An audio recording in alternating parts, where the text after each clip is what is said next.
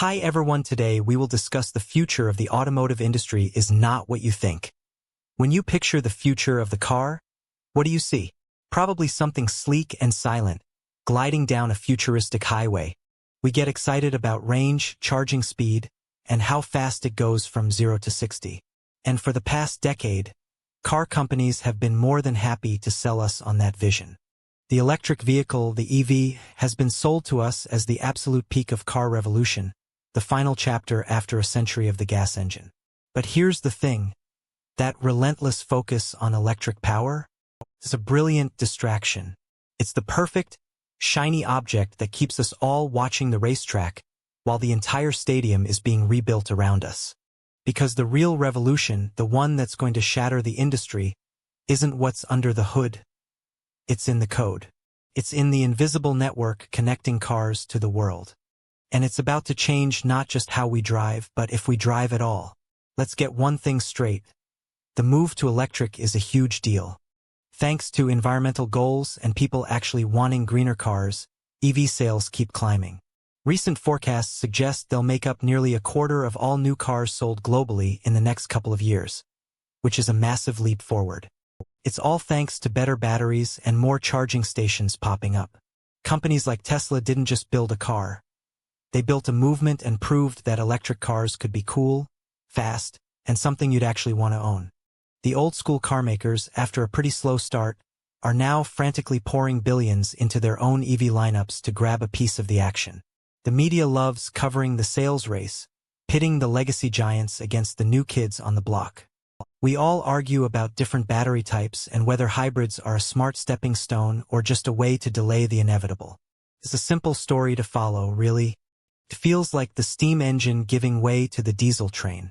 But by obsessing over what powers the car, we're missing the massive change happening inside the car. While we're arguing about kilowatts, the car has been quietly turning from a piece of machinery into a seriously smart, software-driven gadget on wheels. And that's a much bigger, more disruptive shift than just swapping a gas tank for a battery. So here's the real revolution, the one happening while we're all distracted by the EV sales war. A car is no longer a finished product when it rolls off the assembly line. It's a platform. It's becoming an intelligent, super-connected device that gets better over its lifetime. Think about your phone. You don't buy a new one just to get a new feature. You just download an update. That's the new reality for cars. It's not some far-off dream either. A huge majority of auto executives believe that by 2035, cars will be defined more by their software and AI than their mechanical parts. Automakers are already massively shifting their R&D budgets towards software and digital tech to make it happen. The future isn't about what powers the car, but what controls it. The most valuable part of a vehicle is shifting from its engine to its operating system and its ability to connect to everything else. This is the software-defined vehicle, or SDV, and it's the real engine of change.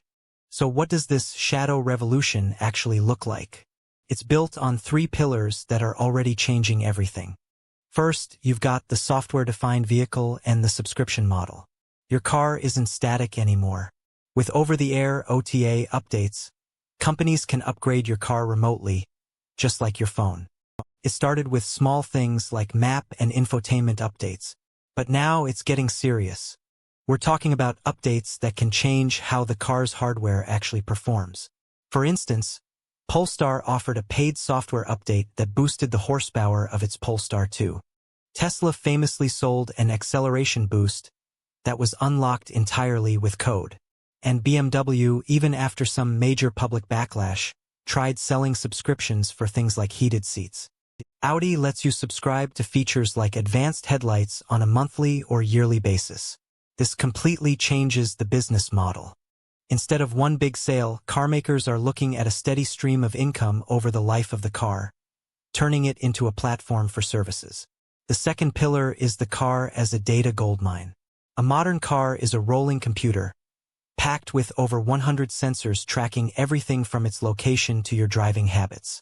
One connected car can generate up to 25 gigabytes of data every single hour. And as we get closer to full self-driving, that number could explode to an estimated 19 terabytes an hour in some scenarios. This data is worth a fortune. It allows vehicles to talk to each other, to traffic lights, and to the cloud, a system called Vehicle-to-Everything V2X. This constant chatter can be used to manage traffic, prevent accidents by warning other cars about hazards, and even let insurance companies offer discounts based on how you drive. By 2030, it's expected that nearly all new cars sold will be connected, creating a gigantic information network. Your car won't just be transportation. It'll be a key data point for building smart cities and a massive moneymaker for whoever controls the data. The third pillar is a radical change in how cars are even built: the skateboard platform. To make these software-focused cars, manufacturers are ripping up the old rulebook. The skateboard is a flat, self-contained chassis that holds the battery, motors, suspension, all the essentials. This idea, which GM explored with its autonomy concept back in 2002, radically simplifies manufacturing. Instead of creating a unique frame for every model, a company can use one flexible skateboard and just place different bodies, or top hats, on it. Companies from Rivian to manufacturing giant Foxconn are all in on this model. It slashes development time and costs and allows for incredible design flexibility. You can build a sports car, a family SUV, or a delivery van all on the same base, with the main difference being the software that runs it. So what happens when you combine upgradable software, a constant flow of data, and modular manufacturing? You get a future where our relationship with cars is turned completely upside down. The biggest change will probably be the decline of personal car ownership, especially in cities. For years, people have talked about transport as a service, a world of self-driving robotaxi fleets.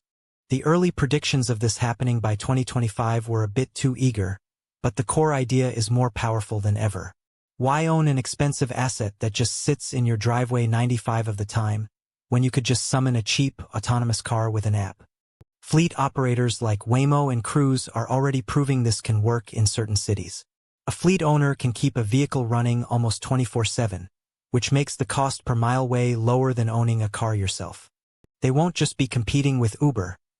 They'll be competing with the very idea of owning a car for your daily commute. This doesn't mean personal cars will vanish.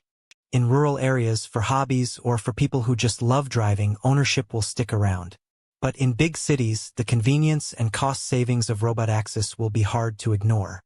This could trigger a domino effect: less need for parking, freeing up valuable city space, smoother traffic flow managed by smart systems, and a huge shakeup for businesses built on car ownership, from mechanics to insurance agents. This future also brings up some tough questions. Who's at fault when a self-driving car crashes?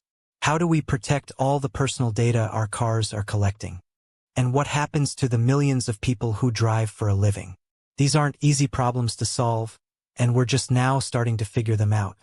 So, while everyone is still watching the EV sales numbers, the real story is the quiet, deep transformation of the car into a connected, intelligent device. Switching from gas to electric is just the opening act. The main event is the switch from hardware to software. We're leaving an era where we valued a car for its engine and shifting to one where we'll value it for its operating system and the services it delivers. The future of the auto industry isn't just about changing what's under the hood. It's about reinventing what a car is, and along with it, the very idea of personal freedom and mobility. The car as a product is dying. The car as a service is being born. What do you think? Are you ready to give up the driver's seat for a robotaxi subscription? Or will you always want your own car in the driveway? Let me know in the comments.